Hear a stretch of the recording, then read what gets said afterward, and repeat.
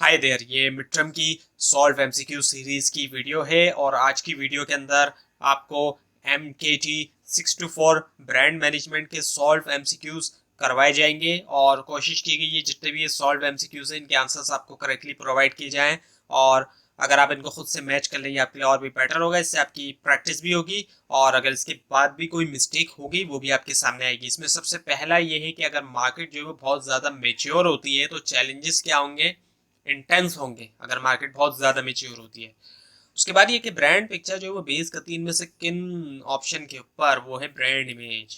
उसके बाद ये है कि इनमें से कौन सा जो है वो एक major marketers major positioning tool है जिसका डायरेक्ट इम्पैक्ट होता है प्रोडक्ट के ऊपर भी और सर्विस परफॉर्मेंस के ऊपर, और वो जो है क्लोजली लिंक होता है कस्टमर वैल्यू और सेटिस्फेक्शन से, वो है प्रोडक्ट क्वालिटी। उसके बाद ये है कि स्कॉट डेविस के मुताबिक कितने साल जो है वो रिक्वायर्ड है चेंज करने के लिए ब्रांड पोजिशनिंग, वो है 3 to 5 ईयर, इनके 3 से 5 साल। उसके बाद ये है कि PIMS जो है वो एक एब्रीवेशन है, इसकी फुल फॉर्म क्या है, वो है profit impact of market strategy. उसके बाद ये है कि जितना ज्यादा रेशियो होगा brand asset to brand loyalty, sorry brand liabilities, so उतनी ही ज्यादा क्या होगी, उतना ही ग्रेटर होगा, उतनी ज्यादा बड़ा क्या होगा, वो होगी ब्रांड इक्विटी, उतनी ज़्यादा होगी। जितनी ज़्यादा जो है वो रेशियो होगा brand assets to brand liabilities, उतना ही ज़्यादा जो है वो ब्रांड इक्विटी होगी बड़ी। और उसके बाद ये है कि इनमें से कौन सा ऑथर जो है उसने स्टेट किया कि जो बेनिफिट है वो वीक है अनलेस वो जो है रिलेट होते हैं कस्टमर की सेंट्रल वैल्यूज और बिलीफ से। सो वो ऑथर हैं स्कॉट M डेविस। उसके बाद ये कि इनमें से कौन से जो है वो फंक्शनल और इमोशनल एसोसिएशन है जो कि असाइन किया जाता है एक ब्रांड को और उसके कस्टमर और प्रोस्पेक्ट करते हैं, वो है ब्रांड एट्रीब्यूट। उसके बाद ये कि कितने प्रिंसिपल जो है एक जो ब्रांड कॉन्ट्रैक्ट है उसके अंदर होते हैं, कितने प्रिंसिपल्स होते हैं ब्रांड कॉन्ट्रैक्ट में, वो होते हैं 4। उसके बाद ये कि इनमें से कौन सा ऑप्शन जो है वो नहीं है बेसिक प्रिंसिपल ब्रांड कॉन्ट्रैक्ट का, वो है फुलफिल करना बैड प्रॉमिस। ऐसा कोई प्रिंसिपल नहीं है कि बैड प्रॉमिस को फुलफिल किया जाए। उसके बाद ये कि जितने भी आपको दिए गए ये तमाम बेस प्राइमरी कंपोनेंट है पोजीशनिंग के, सिवाय एक को छोड़ के, सो वो है कस्टमर्स एनालिसिस। उसके बाद ये कि इनमें से कौन सा जो है पोजीशनिंग प्रॉपर्टी जो है वो डिस्क्राइब करती है कि good positioning opens many new avenues, अच्छी पोजीशनिंग ओपन करती है बहुत से नए एवेन्यूज ब्रांड के लिए to leverage themselves in the areas of growth, वो है new avenues for brand leveraging. और फिर उसके बाद है कि इनमें से कौन सा स्टेटमेंट समराइज करता है ब्रांड कमिटमेंट्स या फिर प्रॉमिस टू टारगेट कस्टमर और एक्टिवली कम्युनिकेट करता है एडवांटेज को ओवर कॉम्पिटिंग ब्रांड, वो है पोजीशनिंग स्टेटमेंट। उसके बाद ये कि ब्रांड मैनेजमेंट जो है वो फंक्शन है इनमें से किसका, वो है मार्केटिंग। और उसके बाद ये कि ब्रांड इक्विटी जो है वो डिफरेंस है ब्रांड की डैश और ब्रांड की डैश, सो ब्रांड की एसेट्स और ब्रांड की लाइबिलिटीज। उसके बाद ये कि इनमें से कौन सी ऑप्शन जो है वो एक ब्रांड है। अब आपके सामने यहाँ 4 ऑप्शन दिखाए गए हैं, चारों प्रोडक्ट्स हैं, लेकिन एक प्रोडक्ट ऐसी जो ब्रांड है वो है डालडा, क्योंकि ये नाम है प्रोडक्ट का। इसी वजह से ब्रांड जो है वो कोई नाम होता है, लोगो होता है या कोई सिंबल वगैरह होता है, सो डालडा जो है वो एक ब्रांड है। उसके बाद है फिर which one is less likely to be considered, उसको लेस लाइकली तौर पर कंसिडर किया जाएगा एक क्रिटिकल टास्क जो कि एसोसिएटेड है ऑर्गेनाइजेशन के स्ट्रेटेजिक मैनेजमेंट प्रोसेस से, वो है decreasing the levels of hierarchy present with in the companies management structure. उसके बाद ये कि विच एस्पेक्ट, कौन सा एस्पेक्ट जो है वो least likely to be our consideration है एक और address in an organisation mission statement, वो है कि what are the number of levels the corporate hierarchy will contain. उसके बाद ये कि ब्रांड पिक्चर जो वो बेस करती है इनमें से किसके ऊपर, वो है ब्रांड इमेज। उसके बाद ये कि विच ऑफ द फॉलोइंग, इनमें से कौन सा जो ऑप्शन है वो हिस्सा है लेडरिंग अप्रोच का, whereby the more you ladder up, जितना ज़्यादा लेडर अप करेंगे द परसीव्ड बेनिफिट, जो परसीव बेनिफिट है आपके कस्टमर माइंड में, the stronger is the association, वो है एसोसिएशंस। उसके बाद ये कि स्कॉट डेविस के मुताबिक फीचर्स और एट्रीब्यूट्स जो होते हैं वो रिमेन अनडिफरेंशिएटेड रहते हैं कंज्यूमर्स के माइंड में अनलेस के ट्रांसलेट होते हैं वो परसीव किसके अंदर, बेनिफिट परसीव बेनिफिट्स के अंदर। इनमें से उसके बाद ये कि इनमें से कौन सा ऑप्शन जो है वो basically getting into different version है सेम प्रोडक्ट के, यानी कि डिफरेंट वर्जन होना सेम प्रोडक्ट के सेम मार्केट में, वो क्या है,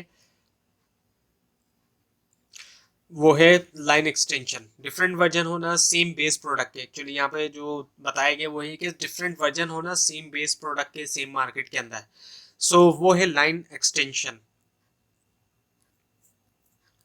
उसके बाद ये है कि स्कॉट डेविस के मुताबिक कितने ईयर्स जो है वो रिक्वायर्ड है चेंज करने के लिए ब्रांड पोजिशनिंग को, वो है 3 to 5 ईयर। और उसके बाद ये कि कंपनी जो है वो should be able to clearly पे स्टेट कर सकती है ब्रांड पोजिशनिंग रिलेट करती है इनमें से किस ऑप्शन, वो है अवेयरनेस।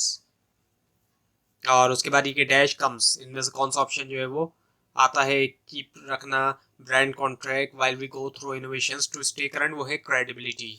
और उसके बाद ये कि जब लार्जर द रेशियो, जितना ज़्यादा रेशियो होता है brand assets to brand liability, तो उतनी ज़्यादा ग्रेटर होती है क्या, ब्रांड इक्विटी, ये ऊपर भी आ चुका है। और उसके बाद ये है कि इनमें से कौन सा जो है वो नहीं है एक अप्रोच बिल्ड करने के लिए ब्रांड विजन, जिसको एक्सप्रेस किया था स्कॉट डेविस ने। सो वो ये है कि meet with junior management to create the vision, so ये नहीं है। बाकी इसके अलावा सीख तलाश करना, यानी कि हासिल करना, तलाश करना सीनियर मैनेजमेंट का इनपुट है। इसके अलावा डिटरमाइन करना फाइनेंशियल कंट्रीब्यूशन गैप, और इसके अलावा कलेक्ट करना industry data and create brand vision starter. उसके बाद ये है कि इनमें से कौन सा जो है वो ट्रू है रिगार्डिंग ब्रांड कॉन्ट्रैक्ट के हवाले से जो है वो ट्रू है। सो वो ये है कि जो टर्मिनोलॉजी है कॉन्ट्रैक्ट की, वो बहुत ही ज़्यादा इंट्रा कंपनी की बात हो रही है, और एंड इज नॉट यूज, वो नहीं इस्तेमाल होती जब when it comes to commuting with the market. उसके बाद ये है कि इनमें से कौन सा जो है वो फंक्शनल और इमोशनल एसोसिएशन है जो कि असाइन किया जाता है एक ब्रांड को उसके कस्टमर से या और प्रोस्पेक्ट से, वो है ब्रांड एट्रीब्यूट। उसके बाद ये कि यू डू नॉट गिव, आप जो है वो नहीं देते सेम ट्रीटमेंट एक फेक ब्रांड को, इवन कि उसका जो लेवल है वो आपको जेन्युइन भी दिखाई दे, तब भी आप फेक ब्रांड को सेम ट्रीटमेंट नहीं देंगे। क्यों? क्योंकि एक्चुअल ब्रांड वहाँ नहीं है, the actual brand is not there, actual brand नहीं है वो, इस वजह से। उसके बाद ये है कि एक साउंड मिशन और विजन स्टेटमेंट जो होता है उसके अंदर तमाम एट्रीब्यूट होना चाहिए सिवाय एक एक्सेप्शन को छोड़ के। सो उसकी जो एक्सेप्शन है वो है लेंथी। और उसके बाद ये है कि कौन जो है इनमें से कौन सा ऑप्शन जो है वो लेकर आता है मैनेजमेंट को एक प्लेटफॉर्म पर जहाँ पे वो तमाम जो है वो एग्री होते हैं कि व्हाट लेवल ऑफ ग्रोथ, किस लेवल की ग्रोथ जो है वो ब्रांड जो है वो जनरेट करेगी फुलफिल करने के लिए कंपनी के ऑब्जेक्टिव को, वो है ब्रांड विजन। और उसके बाद ये कि इनमें से कौन सा ऑप्शन जो है वो एक सेट ऑफ प्रॉमिस है जो कि ब्रांड करती है अपने कस्टमर्स से, वो है ब्रांड कॉन्ट्रैक्ट। उसके बाद ये कि मार्केट जो है वो डिवाइड होती है ग्रुप्स में बेसिस के ऊपर, एज की, फैमिली साइज की, जेंडर की, इनकम की, ऑक्यूपेशन की, एजुकेशन की, रिलीजन की, रेस की, जनरेशन की, नेशनलिटी की, या फिर सोशल क्लास की। वो बेस्ट डिस्क्रिप्शन है इनमें से किस ऑप्शन का, वो है डेमोग्राफिक्स। उसके बाद ये कि इनमें से कौन सा ऑप्शन जो एक प्लानिंग डॉक्यूमेंट जो रिफ्लेक्ट करता है आपकी एक्सटेंसिव एफर्ट्स को डिफाइनिंग करने के ऊपर, मार्केट की एनालाइजिंग करना उसको, और कंसिडर करना तमाम जितने भी एलिमेंट्स है ब्रांड मैनेजमेंट के, वो है ब्रांड प्लान। उसके बाद ये कि बिल्ड करना ब्रांड विजन को एक बहुत ही सीरियस मैटर है और उसको डिसाइड नहीं किया जा सकता, सिर्फ एक मैनेजर उसको नहीं डिसाइड कर सकता, क्योंकि इशू है किसका, फाइनेंस का। और उसके बाद ये है कि इनमें से कौन सा जो है वो कंपोनेंट है ब्रांड आइडेंटिटी का, सो वो है लोगो, लोगो जो है वो कंपोनेंट है। उसके बाद ये है कि इनमें से कौन सा जो है वो हिस्सा है ब्रांड मैनेजमेंट प्रोसेस का, वो है मैनेज ब्रांड। और उसके बाद ये कि ब्रांड जो होती है टॉप के ऊपर ब्रांड वैल्यू पिरामिड के कंफर्म करती है more to a brand based model को। उसके बाद ये क्या, ब्रांड कॉन्ट्रैक्ट के अंदर में आल्सो कंटेन कौन से प्रॉमिस हो सकते हैं, लेकिन उसको एरेडिकेट करना चाहिए कॉन्ट्रैक्ट से, वो है कि नेगेटिव प्रॉमिसेस भी हो सकते हैं लेकिन उसको लाजमी एरेडिकेट करना चाहिए।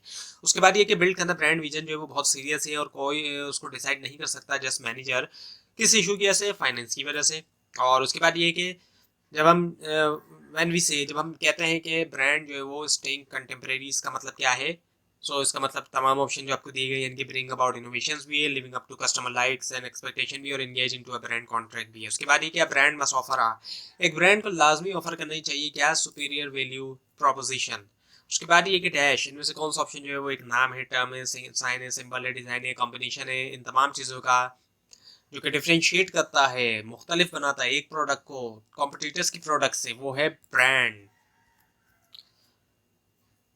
उसके बाद ये कि फाइनेंशियल ऑब्जेक्टिव्स जो है वो डील करते हैं इनमें से किस ऑप्शन के साथ, रेवेन्यू ग्रोथ के साथ। उसके बाद ये कि अगर एक मार्केट लेस मैच्योर है, चैलेंजेस जो है वो लेस स्ट्रांग होंगे।